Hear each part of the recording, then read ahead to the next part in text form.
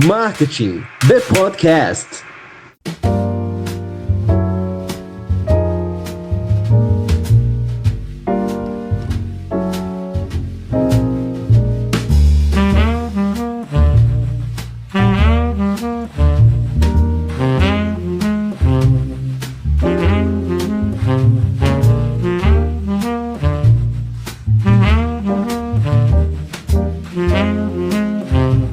Apoio Bananalhama. Inteligência artificial, criatividade de verdade e soluções reais para transformar seu marketing. Chega de perder tempo criando conteúdo, nós fazemos isso por você. Saiba mais em bananalhama.com. Fala pessoal, boa noite! Estou aqui mais uma noite, como vocês sempre ouvem e que eu sempre falo, sempre gravo à noite. Não sou um cara diurno, sou um cara noturno, 10 horas da noite é o momento que é o melhor momento para você falar comigo.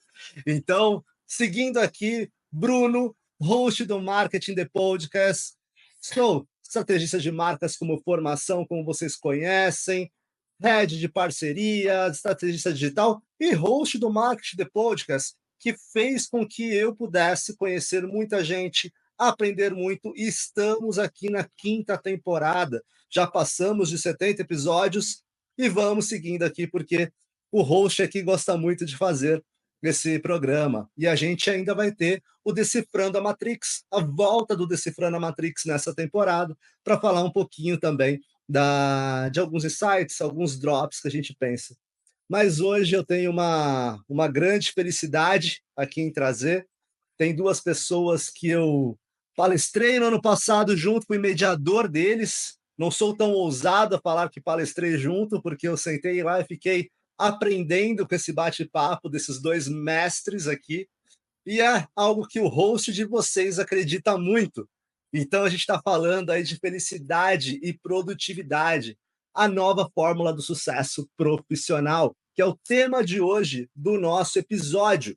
Então, eu aqui, Bruno, não poderia vir sozinho e eu aqui falar com vocês, né, gente? Eu precisava trazer dois nomes que têm muito know-how, que conhecem muito aí para falar um pouco com a gente.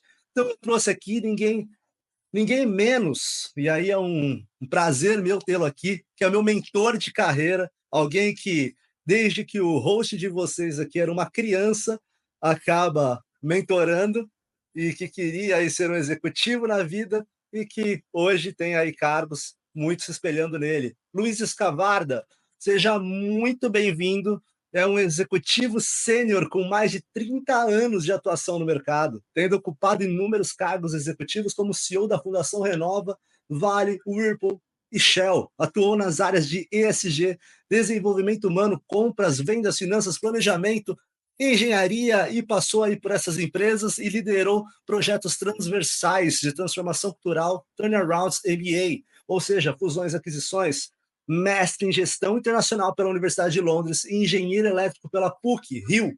Possui diversas especializações em saúde, liderança, gestão e finanças pelo Hospital Albert Einstein, IMD, MIT e FGV. Membro do Conselho Consultivo da Yuma SA e está num período sabático. Grande Luiz Escavarda, seja muito bem-vindo. Bruno, obrigado aqui pelo convite. É uma honra, um privilégio estar participando com você, junto com o Diego, que você introduzirá daqui a pouquinho, né?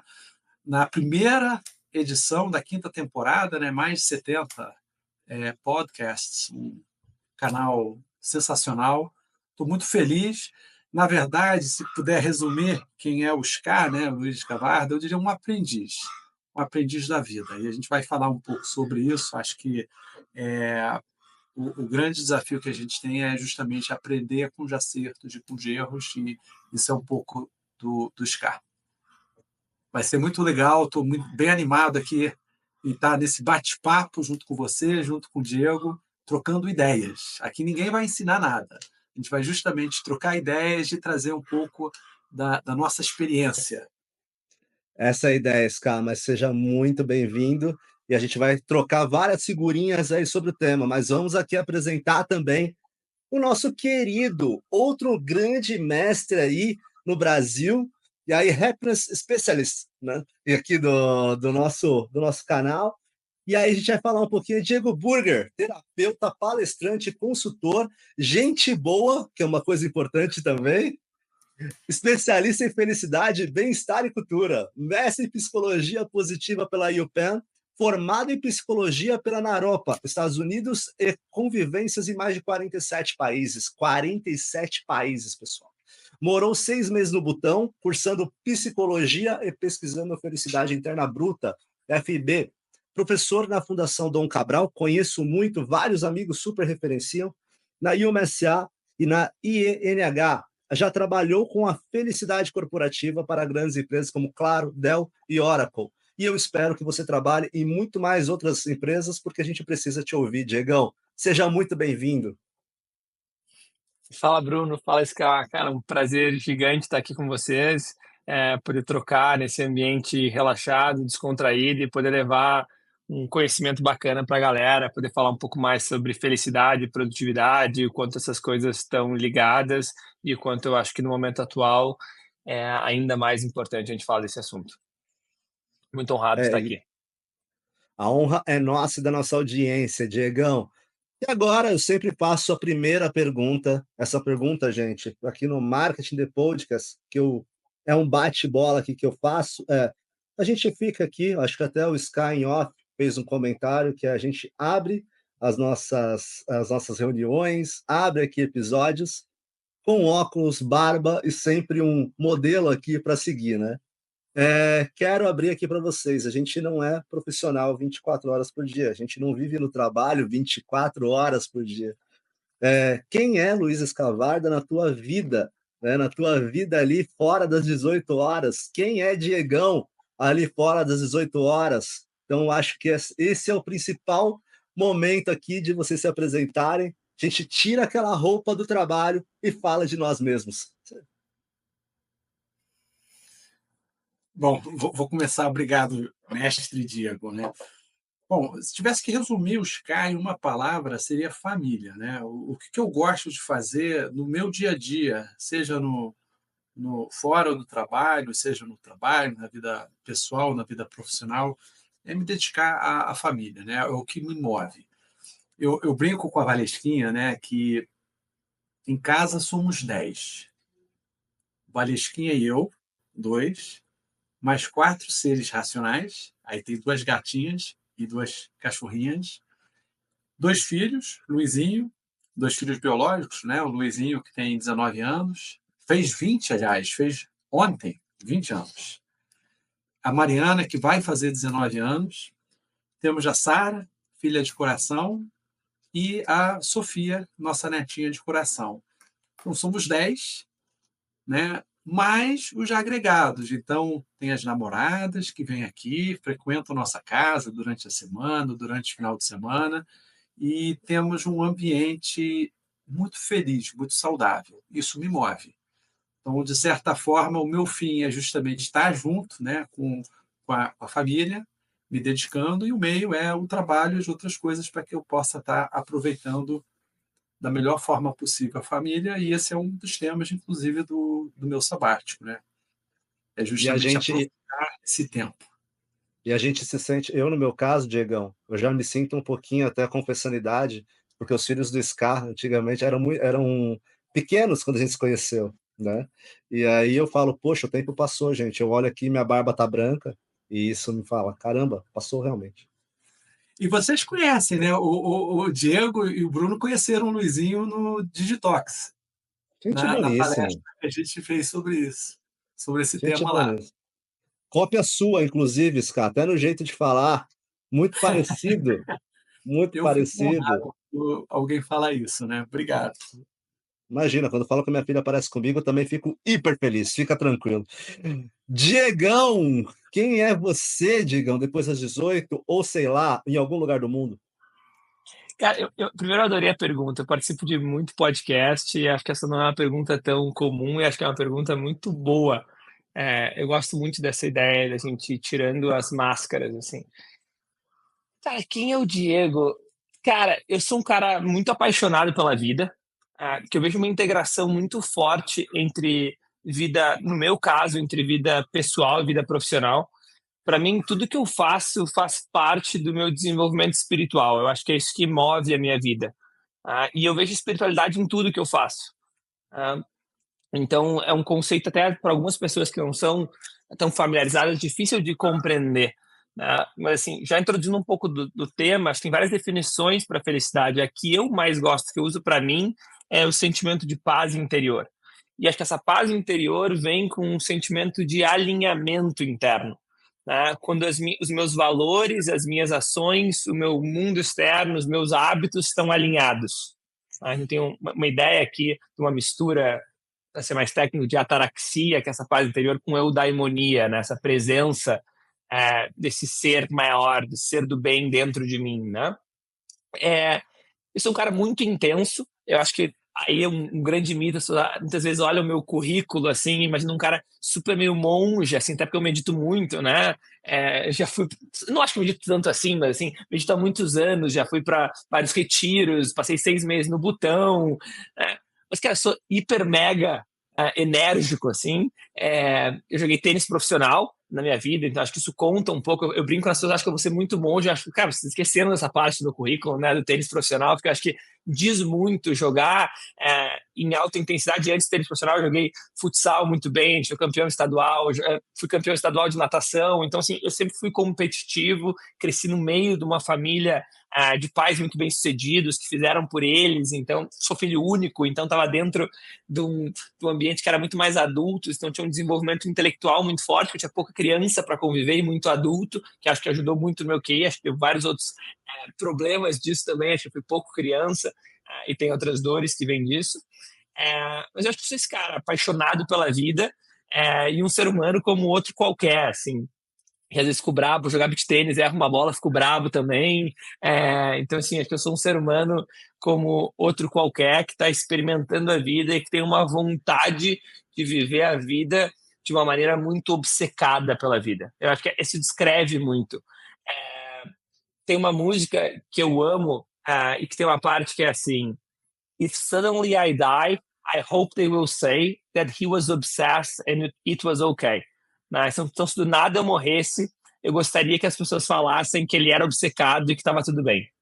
E eu me emociono a falar, porque eu acho que é ser obcecado pela vida, é ser obcecado por querer viver intensamente e sair de uma ideia de que tu tem que estar de tal jeito, ou que tu está vivendo muito intenso, tu está vivendo errado, ou tu está vivendo qualquer coisa. Então, acho que isso sou eu um pouco. Obrigado pela pergunta. Maravilhoso, Pô, sensacional, maravilhoso, hein? maravilhoso, Apaixonado maravilhoso. pela vida. Eu acho que é o principal, né? Acho que eu, como um membro do Provida, acho que isso eu nunca falei para vocês, mas um membro do Provida, eu acabo falando muito disso, que eu preciso sempre estar alinhado à minha questão espiritual. Eu acredito muito nisso. E ouvir você falar, Diegão, me despertou aqui várias situações aí de vida e lembrando de situações onde eu precisava seguir uma espiritualidade e o que eu acredito de fato. Eu acho que é muito legal esse papo que a gente está tendo aqui, essa pergunta, Diegão. Até agradeço muito pelo elogio, conta muito aqui para mim, tá? Que é justamente uma reunião dessas de negócios que a gente tem, né, para o dia a dia, e até já vou colocar aqui, pegando um gancho para o tema que vocês defendem tanto e o porquê que eu defendo. Era uma sexta-feira de manhã, 10 horas da manhã, e era uma reunião de negócios com a alta diretoria de uma grande empresa, uma grande fintech. Não vou aqui abrir qual, mas é uma grande fintech. Eu cheguei com o meu iPad, cheguei com o meu computador, cheguei com minhas coisas, tudo, e tinham 6 pessoas, 6 executivos lá, e você via que um não falava com o outro, e um tinha medo de passar informação para o outro, e eu falei, poxa, e estava com aquela coisa de abrir a apresentação, e falei, cara, preciso abrir essa apresentação, preciso fazer tal. Nessa hora me deu um gatilho, eu falei, cara, eu estou no automático, é sexta-feira de manhã, ninguém acordou, tá consequentemente ninguém se falando. Tudo bom, gente? A gente vai abrir aqui um PPT, mas eu quero saber se vocês estão bem, antes de tudo. Quero saber como que estão as coisas, se vocês tomaram café. Vamos tomar um café? Qual que é o nome de vocês? Vamos conversar aqui, vamos bater um papo. Esquece isso aqui. E deixei a questão do PowerPoint de lado. Nessa hora foi muito engraçado, que os executivos que estavam na mesa olharam e falaram: quem é esse maluco que chega aqui tão feliz? Assim, fechou o negócio, teve uma série de situações que aconteceram, mas eu parei e pensei, cara, quando foi que a gente esqueceu dos nossos sentimentos? Quando foi que a gente esqueceu quem somos nós e que a gente ficou com o véu de profissional 100% do tempo, né? Então, isso me chamou bastante atenção e eu acho que é bastante gancho do que vocês defendem e o porquê eu defendo também junto a vocês, tá? E, Bruno, se me permitir, eu queria até pegar um gancho aqui Sempre. na fala do Diego, que eu achei bem bacana, né? De uma forma geral, nós somos felizes. De uma forma geral, acontecem muito mais coisas boas do que ruins. Mas, por algum motivo, isso é uma resposta humana, assim, as pessoas tendem a sempre se concentrar nas coisas ruins, né? Mais do que nas boas, embora aconteça mais coisa boa do que ruim. E a fala do Diego trouxe uma coisa bem interessante, que é a questão da gratidão. E esse é um elemento que entra, aí já também pegando o gancho para falar de felicidade, um input. Né? O que faz uma pessoa, né, mais feliz? Ela justamente reconhecer aquilo que aconteceu e que foi bom. Então, quando eu ouvi a apresentação do Diego, é uma pauta muito positiva. E eu sei que todos têm problemas, né? E é importante reconhecê-los. Mas tão importante quanto é reconhecer as coisas boas que a gente tem e que normalmente são mais volumosas do que as coisas ruins. Totalmente. E assim, se a gente olha, e é uma questão, até o Diego vai poder fechar, eu acho, essa fala, mas se a gente olha para as coisas boas, e a gente consegue mudar por mais que eu não goste da palavra mindset, né? Eu não acho que está um pouquinho também subutilizada a palavra do mindset. Eu acho que a gente olha para isso e consegue ter uma produtividade melhor, começar o nosso dia melhor, a gente consegue ter ali resultados diferentes. Acredito que numa parte neural, acredito que numa parte mais técnica que só o Diego pode trazer aqui, né, Diego? Eu acho que a gente já esculhambou com todo o roteiro do Bruno, como a gente imaginou que ia acontecer. Porque eu tenho mil coisas aqui para falar só dessa É essa isso. fala. Assim. Eu acho que a gente tem. Então vamos lá, vamos para algumas aqui, depois o Scar coloca em cima. Mas assim, tá vendo primeiro que o Bruno trouxe, eu acho que tem um lugar que a gente gosta de se enxergar como seres muito racionais. Tá? Faz bem para o nosso ego se ver como esses seres. Não, nós somos 100% racionais. E, cara, a gente tem muita evidência científica extremamente clara. Nós não somos nem perto de tão racionais como a gente gosta de pensar. Tá?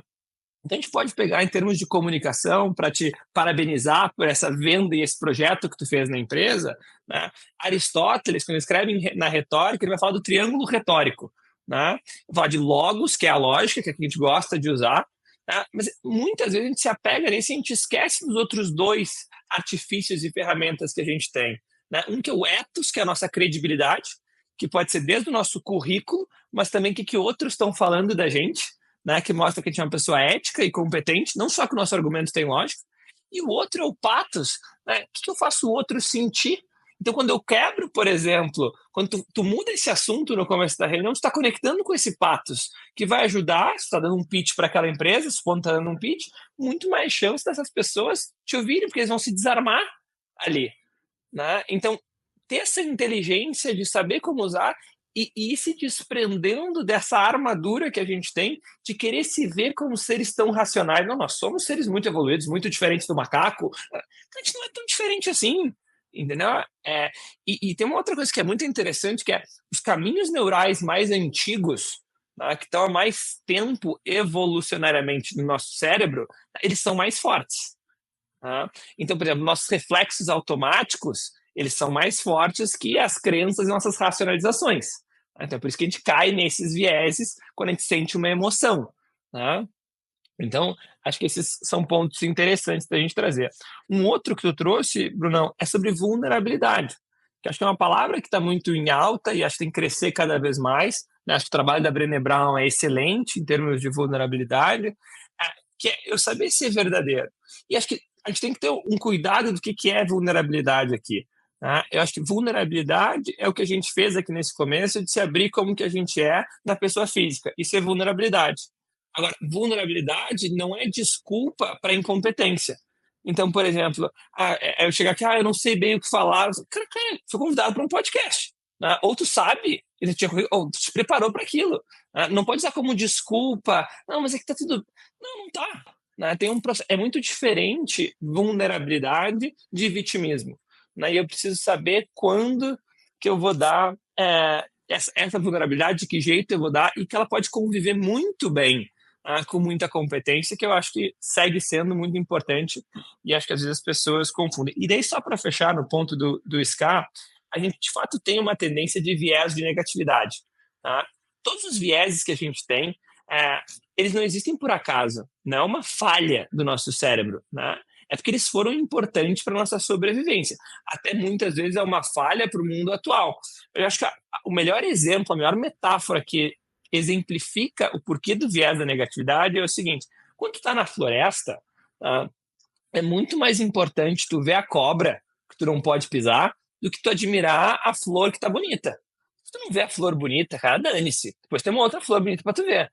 Se tu não vê a cobra, tu morre. Por sinal, foi uma das principais formas que a gente morreu. Né? Inclusive, até hoje em dia, nos lugares que tem mais cobra venenosa, as pessoas que são descendentes de lá têm olhos melhores, enxergam melhor. Tanto é a seleção natural que aconteceu nesses lugares. Então, tem uma tendência natural nossa de focar no negativo. Só que o fato é que a vida de hoje, como o Ska trouxe, não tem as cobras venenosas. Está acontecendo muito mais coisa positiva do que coisa negativa. Só que a gente tem um processo que também é importante, que é o processo de habituação. A gente se acostuma com tudo. Então, quando eu fiquei morando no Butão, eu estava tomando banho de balde por 6 meses e não tinha privada, cara, era desconfortável, mas logo tu se acostuma. Não que eu preferia o banho de balde, eu continuo preferindo meu chuveiro quente, gostoso aqui, mas não era um negócio que estava me causando infelicidade. Porque o ser humano se acostuma, o que é ótimo para coisas ruins. E quando a gente está na natureza, que é como o nosso cérebro é forjado, né, para estar na natureza, acontece muito mais coisa ruim que boa. Então o processo de habituação é maravilhoso. Só que o problema é que na vida que a gente tem hoje, a gente tem muito mais coisa boa e a gente se acostuma com as coisas boas. Eu me acostumo com o chuveiro quente, eu me acostumo a comer filé mignon todo dia, eu me acostumo com as coisas. Né? E daí eu acho ruim quando eu não tenho. E daí o Ska falou brilhantemente, uma das principais ferramentas para aumentar a minha felicidade é o processo de gratidão. Porque a gratidão eu vou estar lutando contra esse processo natural e vai estar me ajudando a enxergar a realidade como ela é. E tem umas pessoas que ficam achando, falar de gratidão é que olhar só o tal óculos rosa, ver só as coisas positivas. Não, não, não. A ideia da gratidão é que eu consiga enxergar a vida como ela de fato é. Porque o meu óculos, o óculos do ser humano, ele é problemático. Ele foca mais em negativo. Então eu preciso de uma força para equilibrar. A ideia é só que a gente enxergue a realidade como ela é. E eu acho que a melhor definição de gratidão é a capacidade de se sentir feliz pelas coisas das quais, se perdêssemos, ficaríamos tristes. Então, cara, se eu tivesse doente hoje, eu ia estar mais triste por isso, né? Mas estou com saúde, eu já agradeci por isso ou não? Então, assim, quantas coisas... Né? Eu tenho um apartamento maravilhoso. Se eu não tivesse apartamento, eu não ia estar tão feliz. Né? Se eu perdesse ele do nada. Né? Eu estou agradecendo por ter ele. Né? Então, acho que esses são processos que são interessantes. E aí a gente olha para dois lados aí, né? Ser feliz é ter, a felicidade está nas coisas, ou a felicidade é ser? Acho que depende, né? Acho que é uma coisa que você precisa, é uma reflexão contínua. E você me lembra muito quando você fala isso, Diego, de um livro que eu estou lendo do Kahneman, que você deve conhecer provavelmente, está também, que é o Rápido e Devagar. Né? Então, quando você fala da questão instintiva, eu acho que é um livro maravilhoso, que eu adoro, onde ele fala justamente disso, né? Também. O Kahneman é o único psicólogo na história a ganhar um prêmio Nobel. Né? Ele ganhou o prêmio Nobel de economia, e ele prova a economia do comportamento, né? Que por algum motivo não se fala tanto no Brasil, mas nos Estados Unidos, cara, em todas as áreas, falam de behavior economics, né? Cara, vai fazer MBA que fala de behavior economics o tempo inteiro, né? Porque o que é o behavior economics? É a comprovação que a gente não é racional, né? É que o ser humano tem inúmeras falhas, inúmeros vieses, inúmeros processos de ancoragem, que é aquilo que a gente compara, as coisas, que a gente entra em paradoxos das escolhas, por exemplo. E, cara, na hora de vender, na hora de escolher, na hora de fazer marketing, isso é super relevante. E como que eu vou usar isso, no caso de uma agência de marketing, de uma empresa, para vender mais? Então, tem vários processos de ancoragem que é ridículo, que é engraçado, mas que, cara, o ser humano cai muito o tempo inteiro. Né? E Eu gosto muito do livro. Você trouxe até um case, né, que eu ia colocar, que eu acho fantástico, né?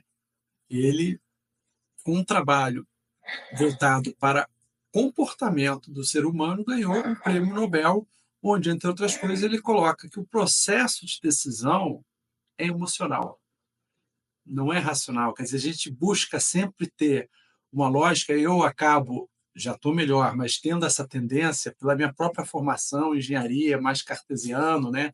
Cara, a vida não é assim.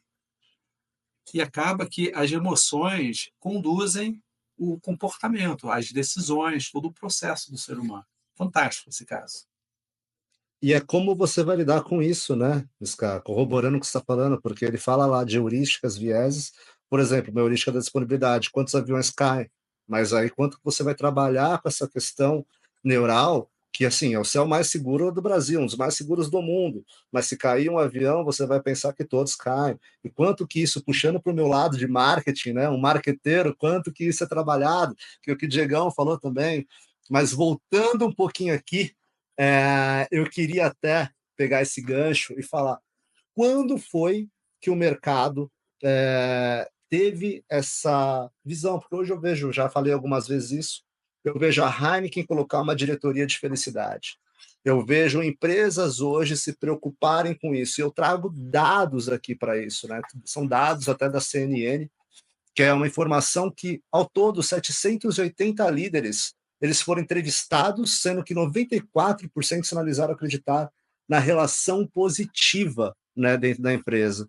E esses executivos são nível C-level, né, ocupam cargos de chefia, e totalizam uma geração de 1 milhão de empresas com faturamento de estimado 1,3 trilhões. E eles acreditam numa ascensão desse lucro através de uma questão de positiva, né? Uma questão positiva, uma questão de melhoria dessa relação. E aí eu trago um outro dado que é da Infomoney, ou seja, uma pesquisa feita pela Robert Half e da School of Life, que é em 2024, que foi sobre saúde mental e ambiente de trabalho. Ou seja, não foi a discussão ali de salário suficiente, não foi de pressão por resultados. Os motivos apontados foram outros, que foram relacionamentos tóxicos, falta de propósito, plano de carreira. Esses foram os motivos. E aí, hoje, o mercado olha para isso de uma maneira diferente. Hoje já não tem mais aquela coisa de Fordismo, que passou depois para uma produção cega. Hoje olha muito para essa questão de felicidade com produtividade. Mas quando foi que o mercado olhou para isso, pessoal? E aí vamos aqui, Scar. Bom, você trouxe o caso da Heineken, que é interessante, né, olhando o mundo corporativo, mas a gente tem também casos de governo, né, os próprios Emirados Árabes Unidos, em 2016, criou o Ministério da Felicidade. Né? Então, existe uma tendência, a gente, quando olha para o mundo corporativo, é natural. Quer dizer, as empresas, elas, para serem sustentáveis, elas precisam dar resultado. E é muito interessante você ver o comportamento das empresas quando dão resultado e quando não dão resultado. Né? E então, não adianta a gente aqui, vamos investir em questões etéreas. Isso não é etéreo. Quer dizer, quando você avalia as empresas com resultado, existe sim uma correlação entre o resultado com a performance dos profissionais. E é natural, quando a gente olha a questão da performance dos profissionais, existe sim uma correlação entre a performance e o bem-estar. Quando a gente olha assim de forma factual, primeiro é entender que existe, o ser humano não é perfeito. Né? A gente tem uma população, e a estatística varia de país para país e de entidade de estudo para outra, mas 10 a 20% da população com transtornos. Isso está no nosso dia a dia. Quer dizer, quando a gente olha um escritório com 100 pessoas no andar, de 10 a 20 tem algum tipo de transtorno. E um transtorno, quando a gente avalia, 60% estão diretamente relacionados à depressão e ansiedade. Isso, algum tempo atrás, e o Diego conhece muito melhor do que eu, não era visto como algo de um problema organizacional. Isso era visto como um problema individual. A pessoa tinha que resolver. Quando a gente olha para as estatísticas, isso muda. O Brasil, e aí isso é segundo a OMS, não sou eu que estou colocando, é o país mais ansioso do mundo. Onde a gente tem o maior transtorno de ansiedade. 1 a cada 10 pessoas no Brasil sofre de ansiedade. Então, quando você olha numa organização de 10 mil profissionais, 1.000 sofrem de... Então, é um grupo importante que você tem que trabalhar. Você trouxe uma série de estatísticas, né? Eu vou trazer outras, né? Segundo o estudo da Harvard Business Review, profissionais felizes são mais produtivos. A gente tem, aí também variam os números, né? A produtividade, que é quanto mais produtivo. Você tem instituições como a McKinsey, como Gallup, que têm estudos científicos, né, mercadológicos, olhando para isso, e estimam uma melhoria na produtividade de 25% a 35%. A Harvard Business Review fez um estudo olhando que trouxe um retorno sobre o investimento de programas de bem-estar e qualidade de vida. A cada dólar investido no bem-estar dos profissionais, você tem mais de 3 de retorno. E, por fim, você tem também um outro estudo, que é da McKinsey. Quando você tem líderes que estão focados nas pessoas, no bem-estar, na saúde mental, na qualidade de vida no trabalho, que isso tudo está muito correlacionado, você tem uma possibilidade de mais de 2 vezes você ter um time de alta performance. Então, voltando aqui para a tua pergunta, né, como é que começou essa história, a gente tem uma série de fatos que já estão colocados na mesa que mostram que, sim, isso, primeiro, é um problema da sociedade, consequentemente, é um problema hoje das organizações, que precisa ser tratado. Uma vez tratado, você tem retorno financeiro, você tem retorno que vai para o resultado da empresa, e isso vai gerando um loop super positivo para a organização. Então, é uma tendência, aliás, mais do que isso, né? É um fato. É uma tendência de investir nas pessoas dentro de organizações? Não, isso já foi uma tendência. As principais organizações que são líderes no seu segmento, elas já investem, e 80% delas estão no seu plano plurianual de investimentos com a intenção de aumentar o investimento. E aí eu faço Bruno, uma pergunta. você certamente tem comentários para adicionar, o Diego também. Não, eu ia comentar agora sobre isso, porque eu fico imaginando a conscientização disso, já fazendo um link e passando para o Diego, né? A conscientização, isso nas empresas, porque eu rodo empresas, eu vivo nas empresas hoje em dia, e eu vejo que ainda é necessária essa conscientização, né? É necessário explicar esses dados, explicar como o mercado está se movimentando para isso, e educar. Eu sinto muito que é uma questão que a gente chegou na base da educação. E aí, Diego, queria que você contribuísse para essa parte. Boa, Brunão. Eu acho que, vamos lá, da onde que surgiu tudo isso, né? Eu acho que é uma pergunta sempre complexa a gente conseguir responder da onde que surgiram tendências. Acho que respostas simplistas aqui não cabem. Mas acho algumas tendências que a gente pode ter visto, tá? Eu acho que a gente está num momento histórico onde as nossas necessidades básicas estão muito mais bem atendidas que qualquer outro momento. histórico. Tá? Então, a gente tem várias análises interessantes do quanto tempo a gente tem desde a última guerra mundial. Tá? Então, a gente tem um processo aqui de ver economias que estão fluindo mais, né? E as pessoas, depois que tem as suas necessidades básicas atendidas, isso aqui é bem Maslow, né? Primeiro a gente tem as nossas necessidades básicas, depois que eu tenho isso daqui bem estabelecido, agora começa, beleza, já entendi. Cara, mas assim, grana para pagar as contas e tal, meu pai e minha mãe já tinham. Eu não vi eles passando dificuldade. Na minha vida, eu não quero só pagar a conta, eu quero também ser feliz. Porque, vamos lembrar o ponto que a gente estava anterior, a gente tende a olhar para as coisas negativas. Tá? Então, qual que é a coisa negativa que eu vejo nos meus pais? Eles não eram tão felizes no trabalho. Não era que eles tinham problemas financeiros, não sei o que era. Eles não tinham. Como geração, a gente está falando aqui. Eles não eram tão felizes. Não, então eu quero ter tudo que eles têm e também eu quero ser feliz. Isso vira uma prioridade para a gente. E a gente tem uma mudança interessante, porque lá em 1970, acho que era 69, o Maslow era presidente da Associação Americana de Psicologia, da APA, que é a associação mais importante em psicologia, e tentou fazer esse movimento de psicologia positiva. Tentou criar uma ciência para estudar a felicidade. E ninguém deu bola. Ele era presidente da APA. E era o Maslow, sabe? Pô, a gente estuda Maslow até hoje. Ninguém deu bola para ele. Tá? Passa-se bons anos. Tá? Em 98, Morten Seligman está na mesma posição, puxa a mesma pauta e todo mundo aplaude.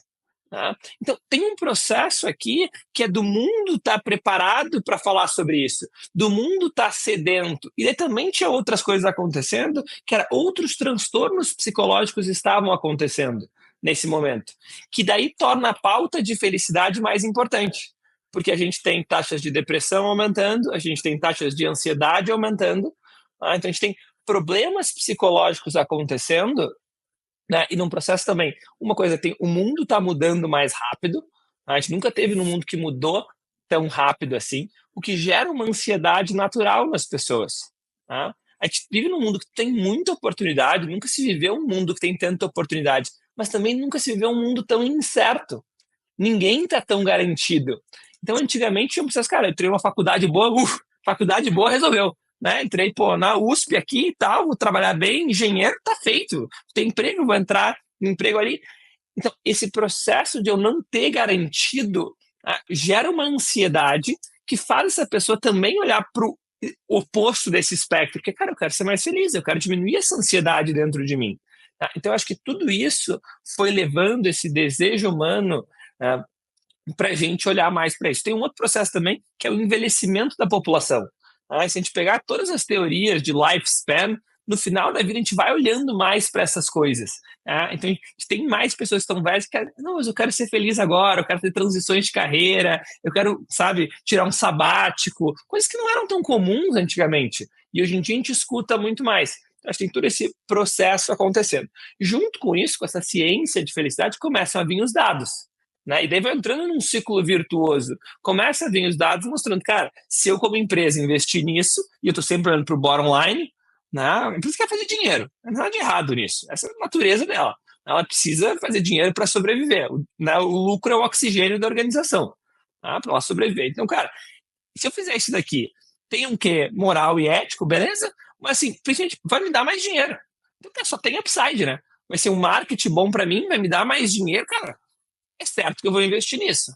E aí tu começa a ter programas e cada vez está crescendo mais. Está saindo agora, saiu maio de 23, saiu o primeiro estudo de causalidade grande de felicidade e aumento não só de produtividade, mas de lucratividade e de valor de ação de mercado. Então foram 1.600 empresas, estudo do Jean-Manuel de Neve, está saindo o livro agora, tipo, saiu faz um mês. Se eu não me engano, o nome do livro é Why Workplace Wellbeing Matter, né? Não porque o bem-estar no trabalho importa. Né? E ele vai traduzir essa pesquisa num livro inteiro, trazendo todos os pontos. Esse livro ainda não chegou no Brasil, se saiu nos Estados Unidos, saiu faz menos de um mês. Ou 2 meses, não importa. Você faz muito pouco tempo. Então, ganhando esse corpo científico também, vai ajudando esse movimento aí acontecendo. Aí daí também, cara, grandes diretorias fazendo processo, como é o caso da Heineken, e de outras também, eu acho que vão ganhando um certo espaço. Eu acho que é dessa maneira que eu vejo. Acho que tem um outro ponto que é interessante, que eu já vi algumas análises que eu gosto, que é tem um processo que o ser humano precisa criar sentido para a sua vida. Tá? É um processo que Nietzsche discorre muito bem. Né? Então, a gente tem uma necessidade de criar sentido, de fazer sentido de toda essa existência. Tá? Por boa parte do tempo da nossa história, a gente usou a religião para isso. Tá? No momento que a religião ela começa a perder espaço, tá? Eu diria infelizmente, porque eu acho que é um erro da maioria das pessoas, mas é o que acontece, as pessoas colocam a empresa, tá, nesse lugar da religião. Tá? E a empresa passa a não ser só a minha fonte de renda, ela que é responsável, ela tem que me fazer feliz. E eu acho que a gente entra num lugar muito perigoso, tá? Porque eu não acho que é obrigação da empresa fazer ninguém feliz. Tá? A empresa é muito parecida com o Estado, ela tem que dar as ferramentas que vão te ajudar a ser feliz. Mas a tua felicidade é um processo individual. Que a empresa tem uma obrigatoriedade de não diminuir a tua felicidade, tá? E tem uma obrigatoriedade, eu diria que ética e moral, de dar algumas ferramentas que vão te ajudar nesse processo. Talvez. Com certeza não diminuir. Talvez dar algumas ferramentas. Mas ela não vai fazer esse processo por ti. Tá? Esse é um processo individual.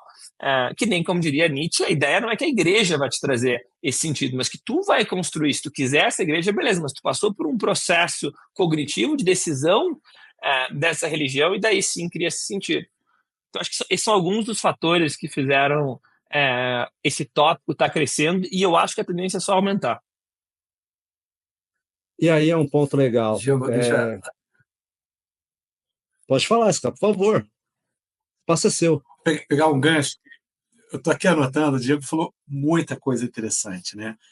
Começar com Maslow, né? Quer dizer, a gente está realmente num momento muito diferente do que 40 anos atrás. A sociedade evoluiu, quer dizer, são discussões que não existiam algum tempo atrás. A sociedade está muito mais preparada. A gente olha essa geração que está entrando no mercado de trabalho, a visão que eles têm do trabalho é muito diferente do que, por exemplo, quando eu entrei. Eu me comparo com meu filho, né? E é interessante ver a cabeça dele já diferente, onde ele leva em consideração a questão do bem-estar, do quanto ele será feliz com uma determinada decisão, do que, por exemplo, eu, há 30 anos atrás, quando eu ingressei no mercado de trabalho. E aqui tem umas coisas interessantes, né? Você falou do sabático. O sabático é uma prática comum no mundo acadêmico e que agora começa a ser mais comum no mundo corporativo. Eu, por exemplo, estou de sabático. Uma decisão consciente, um tempo que eu estou investindo para mim, depois de 30 anos no trabalho. Árduo, ralando, agora eu estou realmente tirando para poder investir tempo em coisas que eu sempre quis e que não tive tempo, por N motivos de principal driver era a parte profissional. Mas as pessoas podem estar falando, Oscar, 52 anos de vida, já conseguiu uma certa conquista financeira, profissional, é fácil fazer isso. Não. Isso é uma tendência cada vez maior. Mês passado saiu um artigo no Estadão colocando e chamando o sabático como mini aposentadorias. Essa nova geração que entra e, ao completar um ciclo profissional, que foi o que aconteceu comigo no ano passado, tomou a decisão de sair para investir em algum projeto pessoal. 6 meses, 1 ano, e depois voltar. E isso está muito correlacionado ao quê? Ao bem-estar. Está muito correlacionado com outro ponto que o Diego trouxe, que eu acho fabuloso, que é o protagonismo que nós temos com a nossa vida. O Diego citou, né? Às vezes a gente olha para a empresa e espera que a empresa vá dar as condições para a gente ser feliz. Se não é a culpa da empresa. Esquece. A empresa está seguindo, tem a sua política, tem as suas regras. Você é que tem que escolher o que você quer. Como você vai fazer? Né? E, na verdade, as empresas são as pessoas. Não é um CNPJ. E pessoas são todas. Não é o diretor, é o presidente. Não, são todos da organização. E aí passa com o que você quer fazer. Como você vai cuidar de você. E aí tem toda a questão de autocuidado, que é uma coisa que, voltando ao ponto do Diego, algum tempo atrás, não era um tema debatido, não era um tema comum, a pessoa estar se cuidando, a pessoa fazer terapia. Isso era visto como uma pessoa que tinha problema. Ah, não, eu fui fazer uma consulta. Até me lembro de um caso, né, numa empresa que eu trabalhei, que na mesma semana 2 colegas meus chegaram de uma consulta médica. Um tinha vindo do cardiologista. E aí aquela comoção. Uau, meu Deus, o que aconteceu? Puxa, força, vai dar tudo certo. E em seguida um outro veio de um psiquiatra. E aquela brincadeira geral. Ah, maluco, não sei o quê. Ó, cuidado, hein? Não abre isso muito não, que senão vão te tirar daqui da empresa. Quer dizer, essas coisas vão mudando. E, na verdade, que bom, os dois foram buscar ajuda. Isso é muito importante. Então, isso é um papel nosso. A gente não pode delegar isso para a empresa. Sim, e outro ponto, né? Vocês estão citando aí de casos, eu mesmo tive o meu caso, um caso de burnout que me pegou, por isso, 10 reuniões, 12 reuniões, eu acreditava em coisas muito diferentes há tempos atrás, que estão linkadas ao tema, e eu penso nessa tomada de decisão, principalmente altos cargos, né? Que tomam ali decisões ali que mudam o rumo da empresa. Por vezes você precisa ter uma visão macro do negócio, você precisa entender os diversos cenários, as diversas situações.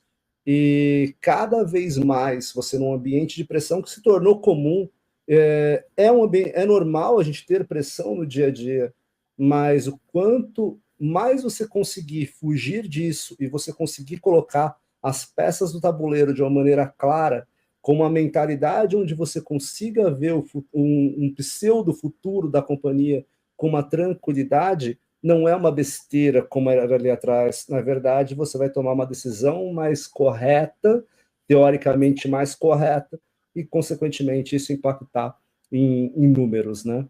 Então, isso é tão claro hoje no meu dia a dia e não era um tempo atrás. É muito maluco quando você conversa também com outros profissionais e quando você conversa com os profissionais, como eu tinha essa crença, o Bruno que falava 10, 15, 20 reuniões, dinheiro é importante, o restante deixa para lá. Hoje já não olha dessa maneira. E hoje eu mesmo instruo profissionais que trabalham comigo a falar, olha, saúde em primeiro lugar, família em segundo e trabalho em terceiro. Isso para mim não existia. Se vocês perguntassem para o Bruno com 25 anos, não existia. Com 28 anos, não existia. O Bruno de 35 anos, ele está muito claro isso para ele. E mais isso também, como vocês disseram, as companhias precisam entender que elas precisam ter uma responsabilidade nisso, mas também os colaboradores, porque a gente não está colocando uma situação de vitimismo, não que ouçam esse episódio e fala, olha, felicidade, a empresa. Não, não é isso, é justamente o que você estava falando também, né, Diego, sobre isso. Não, a felicidade é mais sobre você e sobre as ferramentas que você tem. E a gente volta a isso que eu falei, porque a gente está falando do trabalho como um meio, né? Então, é basicamente isso. E até voltando aqui um ponto que o Bruno bem colocou, ele citou Brené Brown. Eu sou fã. Né? A coragem de ser imperfeito. Isso passa muito pelas pessoas. Né? A gente tem uma autocobrança muito grande. Né? De ver hoje um dos maiores índices de ansiedade da população está muito relacionado às redes sociais. Você vai na rede social, é todo mundo bonito, perfeito, tudo funciona. Esse não é o mundo real. Quer dizer, você quando para olhar e reconhece as suas limitações, isso já é um passo muito grande. Você tira um peso gigantesco das suas costas. Isso é um processo de transformação, porque a sociedade ainda tem, melhorou muito, mas ainda tem essa cultura do herói, onde as pessoas têm que ser perfeitas, não podem estar trazendo os problemas, isso gera uma pressão muito grande em cima do indivíduo. Então, a gente, quando vê a própria felicidade, o Freud dizia isso, né? A felicidade plena não existe. A felicidade é um objetivo nosso, né? A felicidade plena. A gente tem que caminhar. Então, esse é um... Eu ouvi recentemente de um alto executivo e eu fiquei muito reflexivo sobre aquilo e preocupado sobre a situação. Olha, é melhor a gente não falar que não sabe. Às vezes, você não pode falar que não sabe. Eu falei, mas por quê? Por quê? Eu prefiro falar não sei, porque acelera meu aprendizado, né? E depende de como colocado, mas isso é muito sintoma do que eu acho que o mercado coloca hoje em dia, né? As aberturas que o mercado dá. Mas aí eu faço duas perguntas aqui para vocês, começando pelo Diegão. Diegão, o pessoal está ouvindo, aí falando, cara, beleza, mas quais são os pilares dessa felicidade? Né? Quais são os pilares disso? Como que eu coloco isso na minha vida? Beleza, eu sou o responsável pela minha felicidade, mas como que eu coloco isso no meu playbook de vida, no meu lifestyle playbook, vamos colocar dessa maneira? E também queria que você falasse um pouquinho da tua metodologia, do HRG, né? Que a tua metodologia, eu sou fã, tá? Eu aqui abro aqui que eu sou fã do Diegão, e também queria já engatar uma pergunta também pelo viés de negócio do SCA. A gente tem aí uma abertura, né? Para quem acompanhou muito a Billy Diniz, eu li o livro e eu acompanhei muito, e eu comecei a entender, e no final das contas eu vi que era isso mesmo, pessoas e processos. Empresas são pessoas e processos, né? Como emplacar isso dentro dos processos e pessoas quando você tem uma empresa de 20 mil colaboradores espalhados pelo mundo, ou até numa empresa de 5 colaboradores que fica ali numa região de São Paulo. Eu acho que são, ou outras regiões, usando São Paulo por eu ser de São Paulo. E aí eu jogo essa onda para você pegar esse swell aí, Diegão, nessa pergunta, e aí eu já passo aí para o SCA chegar com essa parte mais dentro do ambiente de business. Boa. Deixa eu falar um pouquinho desse daqui. Esse cara, depois, se quiser, tu complementa, depois tu fala um pouco de business, e eu também vou querer falar algumas coisas que eu vejo nas consultorias que eu dou para as empresas, e que tipo de processo que eu acho mais adequado. Mas, assim, felicidade é algo complexo, né? Acho que esse é o primeiro entendimento que a gente tem que ter. Tem várias maneiras de a gente definir felicidade. A que eu mais gosto e que eu acho mais adequada é esse sentimento de paz interior. Talvez um dos grandes problemas da sociedade é que a gente confunde felicidade com alegria e prazer. Alegria e prazer são sensações momentâneas, que é muito do que a gente tem ao ver a rede social. Porque na rede social a gente está vendo todo mundo sorrindo. E a analogia que eu gosto de fazer é que a rede social é como se fosse os porta-retratos na casa de uma pessoa. Se eu vou na casa do SCA e eu vejo um monte de porta-retratos ele sorrindo, eu não vou partir do pressuposto, nossa, cara, o SCA tá sempre sorrindo, ele deve ser só feliz.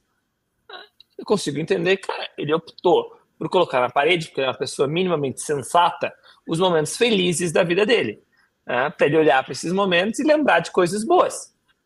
Seria pouco inteligente se ele colocasse os momentos mais tristes da vida dele. A não ser que ele tenha conseguido uma reviravolta, um processo de transformar o karma em dharma, né? Um processo que, cara, que é muito duro, me lembra coisas que depois vieram boas. Assim, normalmente a gente vai escolher colocar ali os momentos que são bons. E é essa perspectiva que a gente tem que ter ao ver as redes sociais. Porque senão a gente fica comparando o nosso bastidor com o palco do outro, que é um processo muito comum. Em linhas gerais, redes sociais são muito ruins para a gente. Eu era um cara mais otimista com relação às redes sociais quando elas surgiram, mas assim, hoje em dia, depois de ver os dados, e os dados, como você sabe, a ciência demora um pouco para consolidar dados. A gente não consegue. Agora a gente está tendo algumas coisas que aconteceram psicologicamente na Covid, né? Então, assim, a ciência demora um pouco. Hoje em dia, os dados são muito claros. E assim, cara, rede social piora o teu nível de felicidade, aumenta a tua ansiedade, principalmente o consumo. Tem alguns poucos estudos que mostram que a autoexpressão na rede social traz alguns benefícios.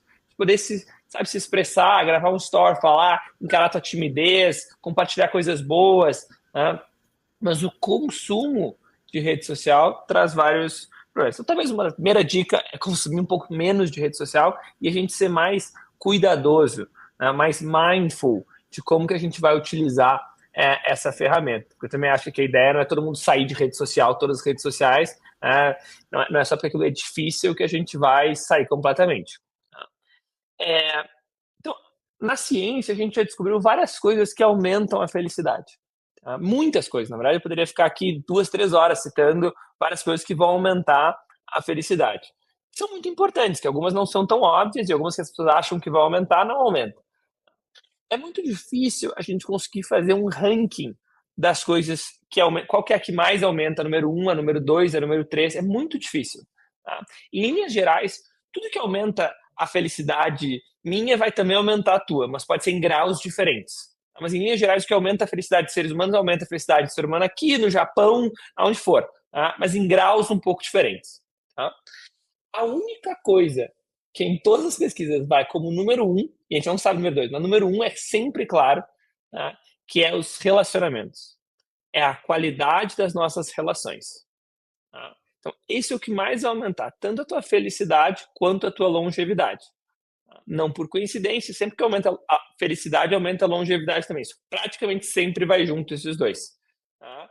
O nosso cérebro nos dá prêmios quando a gente faz as coisas que vão ser boas para a nossa longevidade. Um processo claro de querer nos premiar pelas coisas certas. Sempre que eu sou feliz com alguma coisa, que na verdade faz mal para mim, então que me traz uma alegria momentânea, é porque eu estou mentindo para o meu cérebro. Então, por exemplo, quando eu como açúcar, tá, o meu cérebro entende que aquilo é saudável. Por quê? Porque aquilo é bom para mim e diz para eu comer mais. Se eu estou na floresta, eu não sei o que eu estou comendo ali, quanto mais doce for a coisa, menos chance de ser envenenada. Todas as plantas que fazem mal, elas não são doces. Então o nosso cérebro tem gravado isso, que se é doce, é bom, taca pau. E a gente tem a tendência de querer guardar a energia. Não tem nada tão doce quanto brigadeiro na natureza. Então, cara, nosso cérebro vai à loucura. Tu come aquilo ali, cara, não quer parar de comer.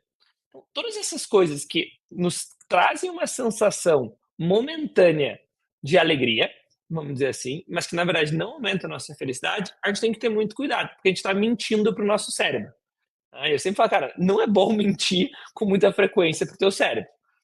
E a gente pode, muitos autores têm colocado tudo isso em dopamina artificial, que é todas essas formas de dopamina que não são naturais. Porque se tu for perceber, toda dopamina natural, ela exige um esforço antes. Então, por exemplo, se eu vou fazer exercício físico, depois eu sinto uma dopamina natural. Teve um esforço que eu tive que fazer antes, e que gerou aquela sensação boa, certo? Agora, se eu ficar olhando TikTok, também dá dopamina, não tive esforço nenhum. Isso é um problema, porque ela é artificial, não foi gerada naturalmente, ela não teve esse esforço. Se eu vou fazer sexo com alguém, que vai me gerar naturalmente uma carga dopaminérgica, teve todo um processo que eu tive que conquistar essa pessoa, eu tive que sair num date com a pessoa, tem todo um processo, toda uma relação que eu tenho que manter, que é muito mais complexo que abrir o computador, ver pornografia e se masturbar. Essa é uma dopamina artificial que eu estou gerando. E tem vários problemas disso. Bom, já me estiquei aqui, mas vocês sabem o quanto eu amo a história. Na minha dissertação de mestrado, que foi na UPenn, onde foi fundada a psicologia positiva, embaixo do Martin Seligman, eu queria resumir o campo inteiro. Eu acho que tem um problema aqui que o campo é tão complexo, tem tanta coisa que as pessoas ficam meio perdidas. Cara, por onde que eu vou começar? Eu acho que a maneira mais simples de explicar o campo inteiro é um entendimento que são 3 pilares para tu ser feliz. Dentro desses pilares vão abrir várias outras facetas e a teoria vai se complexificando. Mas assim, o jeito mais simples de entender são 3 pontos. Tá? Um é a tua saúde fisiológica. Tá? É a tua saúde. Tá? E aqui, algumas das facetas que vão ter aqui é exercício físico, a qualidade do teu sono, tá? Se está passando tempo na natureza, se está cuidando da tua mente, se está meditando, e a qualidade da tua alimentação, tá? Tua nutrição, que vai dar hidratação e tudo mais. É tua fisiologia. Tá? O outro é as tuas relações. Tá? E que nas tuas relações vai entrar a relação com a tua família, a tua relação amorosa, a relação no teu trabalho, a relação com os teus amigos e a relação, inclusive, com pessoas que tu não conhece.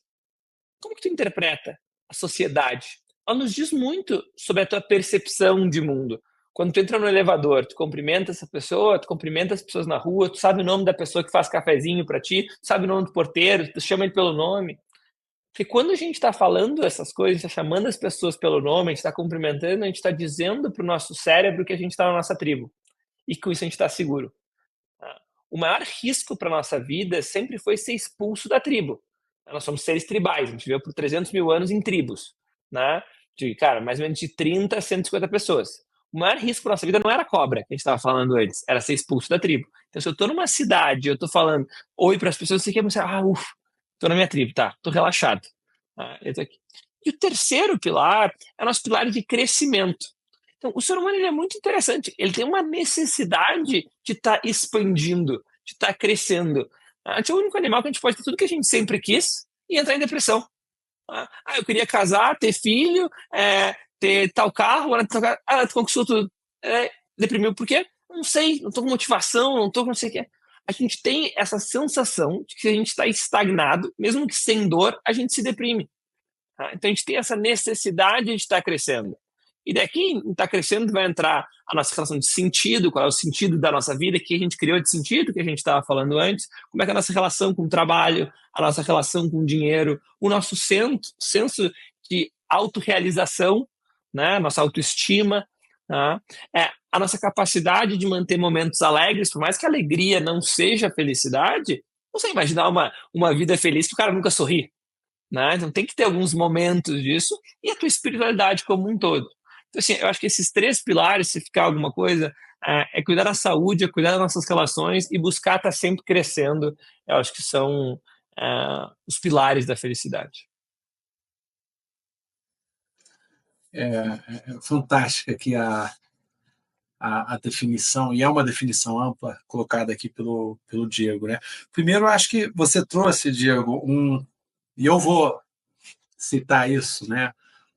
Uma definição bem interessante, simples, que é paz interior.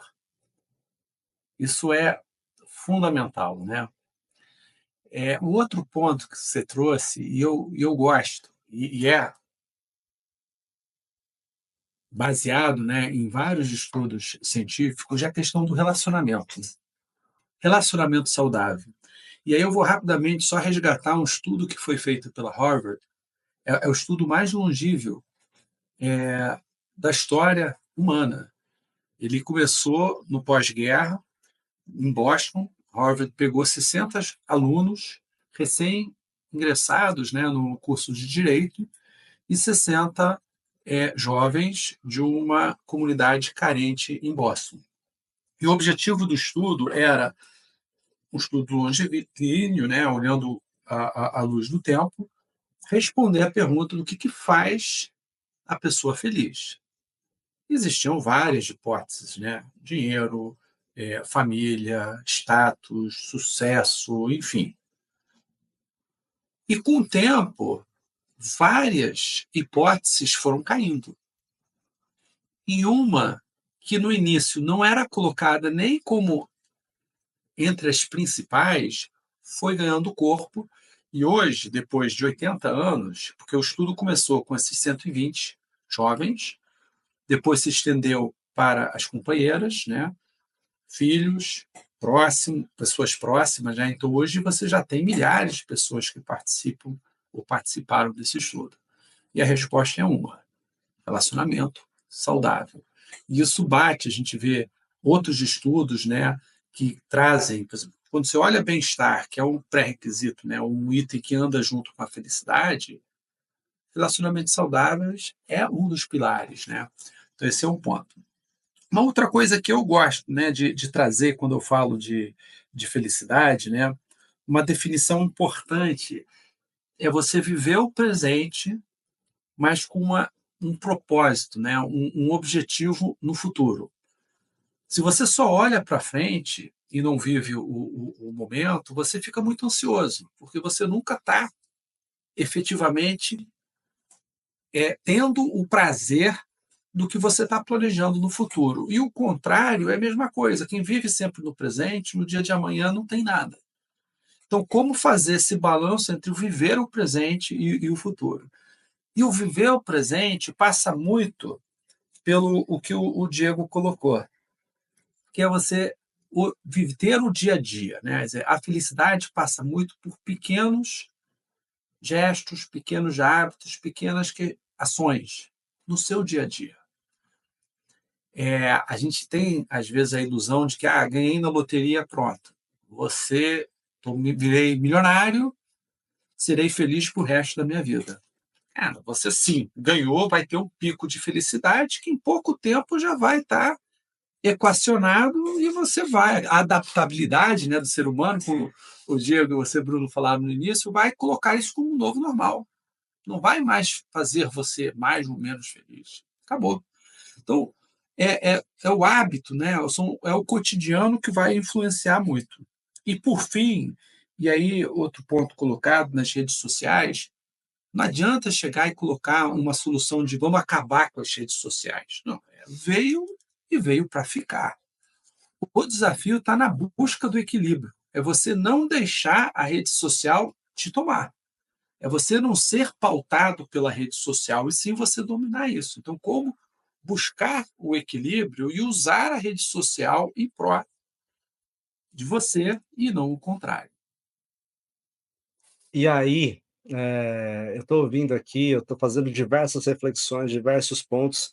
Na minha cabeça, eu brinco muito, eu falo aqui em vários episódios que funciona um grande mind master, um grande mapa mental aqui na minha cabeça. Eu fico linkando as coisas.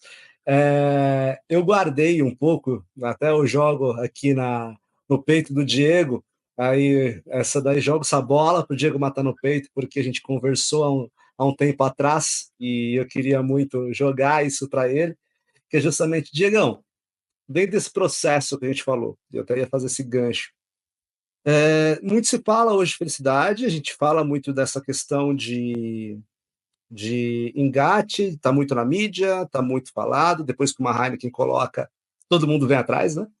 Mas as empresas estão fazendo certo isso? As empresas estão, de fato, trabalhando corretamente esse tema? Como que está sendo feito? E aí eu puxo, Diegão já está rindo, que ele sabe muito bem que a hora que a gente conversou sobre isso, e aí eu pergunto, dentro disso, que as empresas esquecem que isso está no ESG, né? Eu, toda semana, acabo atendendo empresas que estão com esse foco em ESG, principalmente para marketing. E eu ouço alguns pontos, mas eu não ouço muito dessa questão da questão mental, da questão social, enfim. Eu acabo não ouvindo tanto isso. E aí eu pergunto, as empresas estão atentas a isso? Como que se enquadra no ESG? Joga para os dois, de início para o Diegão, mas a pergunta é para os dois. Joguei, cruzei essa bola, agora é Renato Gaúcho, hein, Diegão? Cara, deixa pra mim, essa daí, quicando. Assim, acho que essa vai ser a última resposta. Sei que a gente está chegando no fim do podcast, estou adorando estar aqui. Eu acho que fez duas perguntas em uma, né? A segunda pergunta veio sobre a relação de ESG, tá? Com o tópico aqui falado. Tá? Eu acho que o melhor jeito de explicar é um entendimento como um guarda-chuva. Tá? Eu acho que todos esses movimentos que a gente faz, tá? Se a gente falar de ESG, a gente fala de cultura, ou a gente fala de felicidade, eles podem ser vistos muito próximos, tá? Como grandes guarda-chuvas, tá? Que vão ter várias ações dentro deles. Tá? Então, assim, eu já fui na Urca, eu era head de ESG lá dentro, uma empresa grande de energia, né, de 4,1 bi de reais.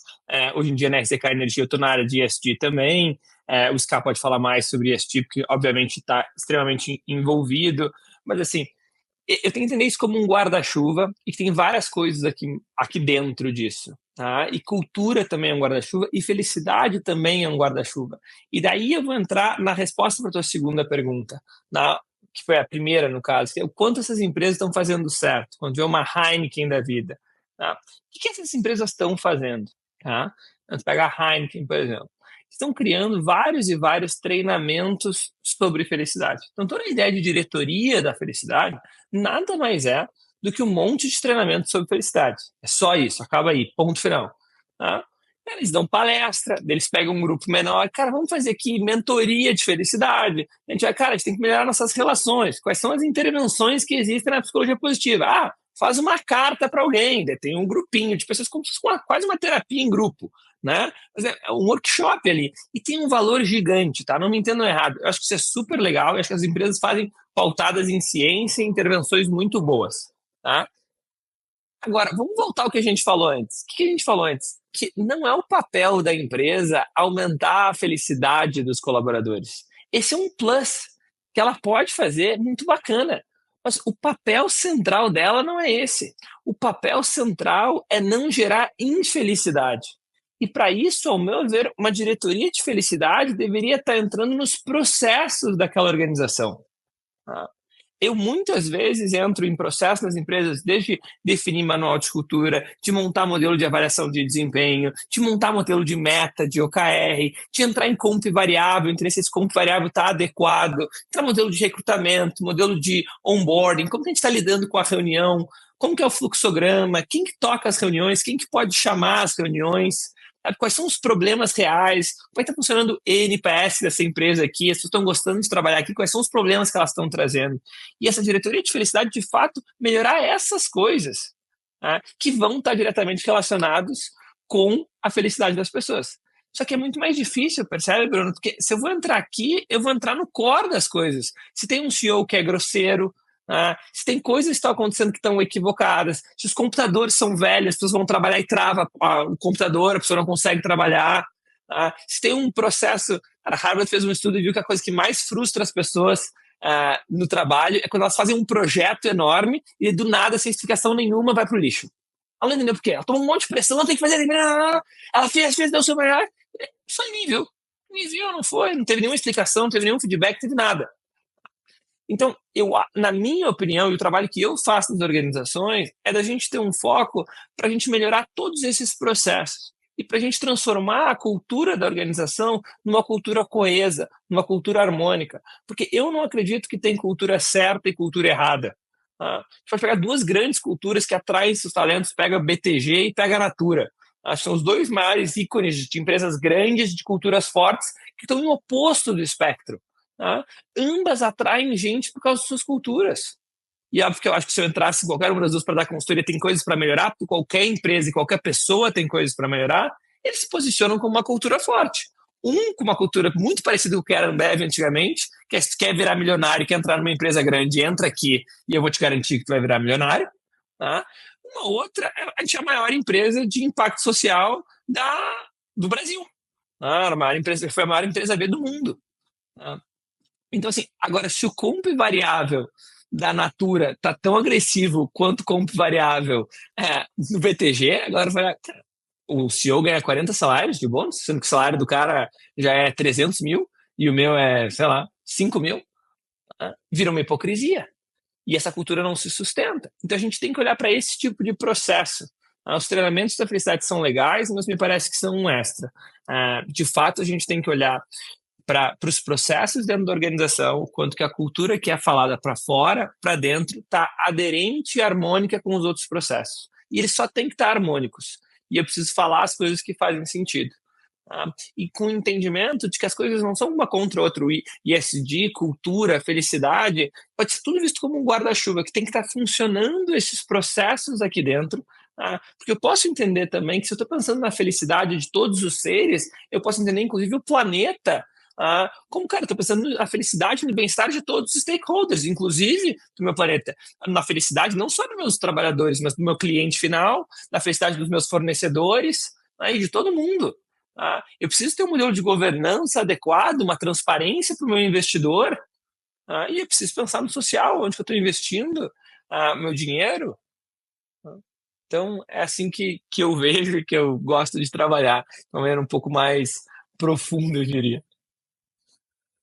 Cá, tudo contigo. Legal aqui a fala do Diego, né? E é engraçado que eu vou anotando e à medida que o Diego vai falando, eu vou mudando aqui a ordem. E aí eu vou começar aqui de trás para frente. Você trouxe um ponto importante, né? Quando você trouxe o comparativo da BTG e Natura, né? Como cases de empresas muito distintas e que você acha gente feliz no BTG e gente feliz na Natura, né? E o que vem aqui? Aí é um pouco, né, do contrato psicológico, né, que os colaboradores ou o colaborador tem com a empresa. E aí passa muito também pelo protagonismo. Quer dizer, você quando vai para o mercado, você também procura a empresa que tenha e compartilhe aqueles valores que são os seus.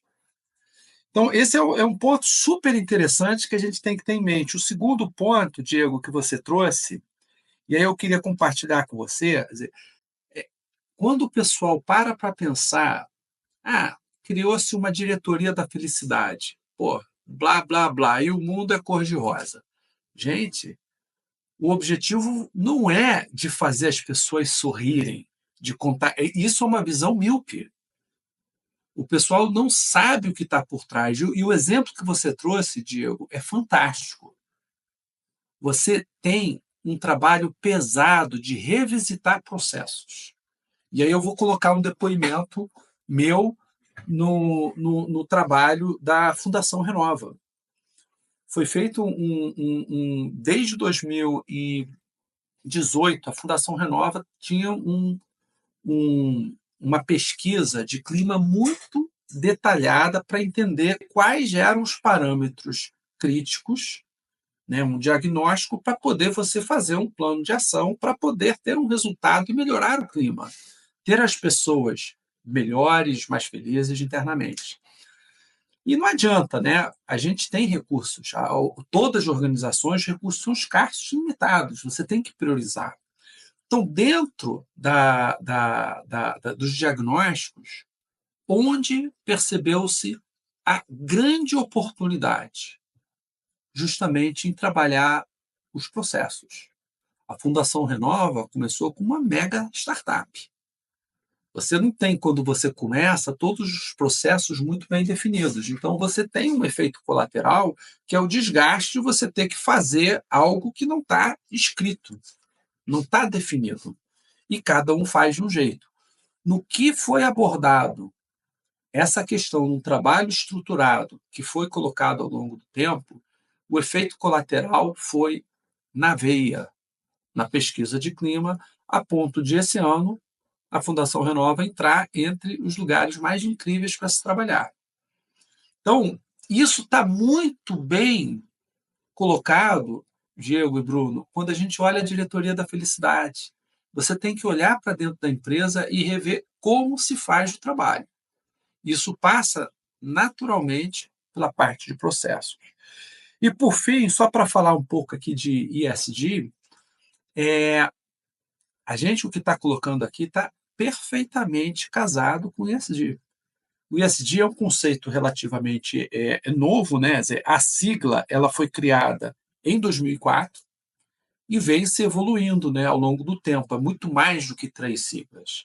Em 2015, a ONU criou a Agenda de 2030 e explodiu, né, o ESG em 17 Objetivos de Desenvolvimento Sustentável. O terceiro é exatamente saúde e bem-estar. E olhando para todos, sociedade como um todo, que inclui os colaboradores das empresas. Então, você já vê uma visão muito mais ampla, onde a saúde mental, qualidade de vida no trabalho, conversa com a felicidade e que está dentro, e muito bem amarrado, dentro do ESG, com uma série de programas estruturados. A gente vê a BNT, PN 2030, que já é um efeito colateral da Agenda 2030 da ONU, em que pauta especificamente ações para serem feitas. Isso vai ser um projeto de norma colocado para justamente endereçar de forma bem estruturada uma diretriz para tratar o tema. E aí é muito bacana ouvir isso, gente. Chegamos acho, finalização do nosso podcast aqui. Eu gosto muito quando a gente linka nesse episódio. Esse episódio é muita coisa que eu acredito, tá, pessoal? Acho que é por isso que eu fico até emocionado aqui em fazer esse episódio e ouvir vocês falarem, tá? A gente linkou coisas que para o pessoal é meio que intangível, e o Diego já linkou com o negócio, o Ska também. Então, assim, é totalmente aplicável. A gente saiu do campo teórico e foi para a aplicação. Eu acho que eu puxando para o meu marketing aqui também, em alguns pontos, mas ter vocês aqui é um prazer absoluto, absoluto. Agora, a gente tem aqui um tradicional momento aqui da finalização do podcast, que são algumas indicações para quem quer saber mais sobre o tema. Vocês falarem um pouquinho das redes sociais de vocês, seja LinkedIn, seja Instagram, vocês falarem, darem aí dica de umas 2 obras, e eu sempre falo, não precisa ser livro, pode ser uma peça, pode ser um jornal, um recorte, pode ser, sei lá, o que vocês acharem que vai aumentar aí o entendimento da audiência sobre o tema. Mas aí eu abro para vocês, para depois eu fazer a minha consideração final, porque nesse momento o host de vocês está emocionado em tê-los aqui. Scar, por favor, pode começar. Vamos lá, né? Foi interessante, porque a gente citou muito hoje o Brené Brown. E, para mim, né, pensando em termos de indicação e que está 100% casado com o que a gente coloca, é o livro que eu tenho aqui na minha mesa, conjunto de livros que eu gosto de ter, que eu leio e releio, né? Porque são livros profundos, e o que vale no livro é muito a reflexão, né? E você, às vezes, né, dentro da evolução, quando você lê um livro, você interpreta de uma forma que 2 anos depois você vai pegando outros insights. Então, um livro que eu colocaria aqui de sugestão é esse daqui, A Coragem de Ser Imperfeito. Isso é um segredo, né, um pilar importante para a felicidade, né? Você bate de frente com uma cultura que eu, por exemplo, cresci achando que era correta, que era a cultura do herói. Era a cultura que você não podia trazer os problemas. Você não poderia mostrar vulnerabilidade. Foi um ponto que eu citou muito. Todos nós somos vulneráveis. E quando você coloca na mesa, você tira um peso muito grande. Então, essa aqui seria a leitura que eu sugeriria. Você tinha falado em 2, né? Isso, 2. Bruno. Isso mesmo, Tá. 2. A segunda seria do Capitalismo Consciente. É um livro que retrata, né, um caminho, né, para as empresas hoje que vão além do resultado financeiro e envolve muito do que a gente colocou aqui, né, da questão da importância da responsabilidade que as empresas, e nós também como indivíduos, têm com a sociedade, no que a gente pode fazer para realmente ajudar a ter um mundo melhor.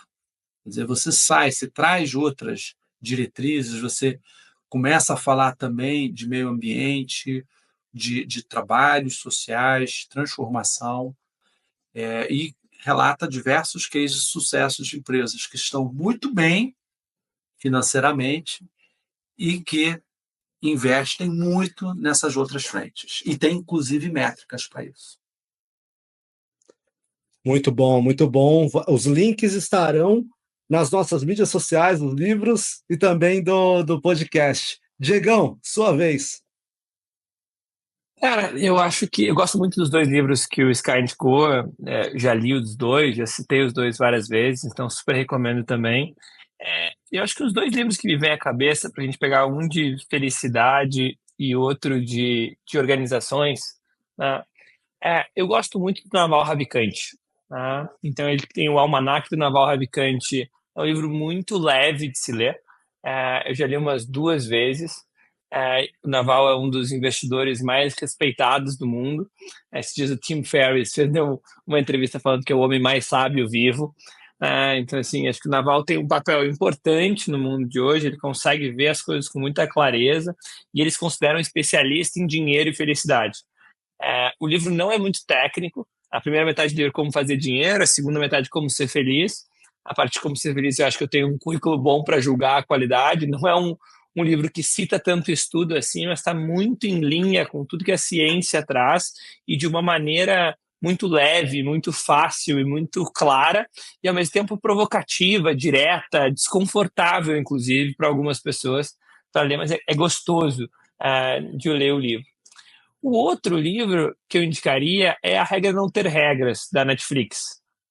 Eu acho que é um livro de gestão que é muito diferenciado por vários motivos, porque eu acho que ele sugere um modelo de gestão que é altamente aplicável, porque teria o outro do Frederic Laloux, que é o Reinventando as Organizações, que é o livro mais clássico, mais lindo, mas que é muito pouco aplicável no mundo de hoje. Acho que é para um outro momento, quando estiver mais elevado espiritualmente, ou para algumas empresas que estão com essa cabeça. A Regra Não Ter Regras, da Netflix, é um livro que é muito aplicável. Você pode estar falando com um CEO que está cagando para a felicidade, até trazer alguns pontos ali que ele vai concordar, que ele vai entender que é importante. E o jeito que é escrito o livro é muito interessante, porque é o fundador da Netflix com a Erin, que é professora de business da INSEAD. E a Erin ficou lá na empresa. Então, muitas vezes, quando o livro é escrito pelo founder, tem um monte de coisa ali. O founder nunca vê a empresa como ela de fato é. Né? Ele sempre tem uma visão romântica. Só que ele escreve sobre um processo e depois a Erin vê logo depois. Então ele não pode mentir, ele não pode exagerar, entendeu? Porque depois, então, essa junção de no mesmo capítulo é metade escrito pelo founder e a outra metade escrito por uma professora acadêmica. Então é muito gostoso de ler, é muito prático. Então eu acho que são duas leituras boas. Eu também, obviamente, recomendo ler meus artigos, tem um monte de artigo no LinkedIn, tem vários outros podcasts que eu já gravei, produzo bastante conteúdo, seja para YouTube, Instagram, e em breve está vindo o livro, né? Então o livro com esses 3 pilares, a gente está no processo de tradução de toda a minha dissertação de mestrado para transformar em livro, espero que até o final do ano já tenha publicado. E traga o livro para a gente precisa aqui divulgar também, tá? Scar, quando também lançar o seu livro, por favor, traga para a gente também. Aqui. A gente, basicamente, agora vou fazer minha consideração final e vou passar para o Sky, para o Diego. É um prazer tê-los aqui, tá? No podcast. Ter vocês aqui. O Sky, meu mentor de carreira, quem eu me espelhei a minha vida inteira sobre carreira. Diego, que acho que é a pessoa que eu mais respeito em relação à felicidade aí do tema, porque eu já conheço ele antes dele me conhecer, conheço desde 2019 ali informações, né? Então, desde 2019 acompanhando esse tema, e para mim o Diego é referência nisso, e trazer vocês dois aqui nesse papo, onde eu tenho certeza que a audiência saiu não com 100%, mas com 1.500%, ignorando a matemática, tá? Aqui é um prazer absoluto, tá? E assim a gente abre a quinta temporada do Marketing The Podcast. Não poderia ser mais especial. Para mim, aqui eu saio também com conhecimento de 2.000% aqui, aprendendo com vocês. E a nossa audiência agradece, viu? Voltem quando quiserem. O espaço aqui é de vocês. E agora eu peço as considerações finais. Ska, e depois Diego, por favor. Oi, Bruno, primeiro, obrigado aqui pelo convite. Adorei. Foi um bate-papo. A gente entra com uma expectativa e um roteiro. Quem me conhece sabe, né, um pouco mais de uma metodologia cartesiana. E a gente soltou e teve um bate-papo onde eu, me diverti, e 2, aprendi. Como voltando aqui no início, né, eu sou um aprendiz, né, da vida. Eu gosto dessas discussões porque a gente sempre sai com uma mensagem importante, sai com aprendizados. Privilégio de estar aqui, você falou do mestre, né, que eu tenho um caso que o discípulo supera o mestre. O Bruno é uma história de sucesso, uma história de superação. Eu acho a tua jornada, a tua carreira fantástica. Bruno, você me inspira. É um privilégio estar aqui também com o que eu considero o maior especialista de psicologia positiva aqui do Brasil. É a felicidade de estar novamente com você, Diego, aprendendo vários cases, né, nas inúmeras conversas que eu tive com o Diego. Eu não só aprendi, como eu também passei para frente, né, porque acho que o importante, né, desses eventos, quando a gente aprende, é também compartilhar, né, aquilo que a gente aprendeu, e eu aprendi muita coisa com o Diego. Então, eu estou aqui saindo aqui em êxtase, feliz, tendo aproveitado da melhor forma possível essa quase 1h30 que a gente tem aqui de bate-papo. E para vocês, né, nossos ouvintes, se eu tiver que passar, se eu pudesse passar uma mensagem final para vocês, né, com relação à felicidade, está muito no protagonismo. Não busque desculpas ou justificativas externas, como, por exemplo, a empresa, para não ser feliz. Acho que tem muita coisa que está na sua alçada, muita coisa simples que a gente pode estar fazendo no dia a dia. A gente citou aqui alguns exemplos, o próprio caso da gratidão, que estão na alçada e que podem fazer a diferença. Então, pensem em vocês ou o que nós estamos fazendo para, de fato, seguir nessa jornada. Grande Diego. Scar, muito obrigado. Fiquei muito emocionado, mas vou passar para o Diego antes que eu chore. Vai lá, Diegão. Cara, obrigado, Scar. Obrigado, Bruno. Cara, foi um prazer estar aqui com você. Foi muito leve a conversa. Eu adorei o jeito que começou, o jeito que terminou. Acho que foi ótimo. Espero ter conseguido agregar na conversa aqui. É sempre um prazer e uma honra estar com vocês. Espero que tenham próximos momentos juntos e espero que as pessoas que estão nos vendo e nos ouvindo tenham gostado também. E muito obrigado. Não agregou, deu aula, tá? É um pouco mais que agregar, tá? Trouxe movimentou uma comunidade, tá? Basicamente, para finalizar, eu tive um trabalho há uma época atrás, onde eu olhei e falei, onde eu olhei para uma lápide minha e o que eu queria ser lembrado. Resumidamente dizendo, eu olhei ali e falei, eu queria ser gosto de ser, quero ser, sem nenhuma modéstia, falar a escada e ver as pessoas bem e falar, pô, ele contribuiu, ele ajudou, ele tem um legado de apoio. E isso, para mim, é muito importante. Tá? Gente, então, com essa fala aqui, finalizando o nosso episódio, tenho certeza aí que o meu papel, esse meu propósito, trazendo essas duas mentes brilhantes aqui, foi maravilhoso e tenho certeza que enriqueceu muito aí a discussão do cafezinho das empresas de vocês, tá? Espero que no cafezinho, onde surgem muitas conversas e no final das contas muitos projetos, vocês possam ouvir aí o Marketing The Podcast e indicar. O Marketing The Podcast tem muitas novidades, então esse ano a gente vai trazer aí algumas novidades bem interessantes que vão ser anunciadas nas redes sociais para vocês, que já estão fechadas, e a gente vai caminhar para episódios cada vez mais interessantes, enriquecendo a nossa comunidade. Marketing The Podcast para por aqui, parafraseando Kobe Bryant, Mamba out! Até mais, vejo vocês em breve. Marketing, the podcast.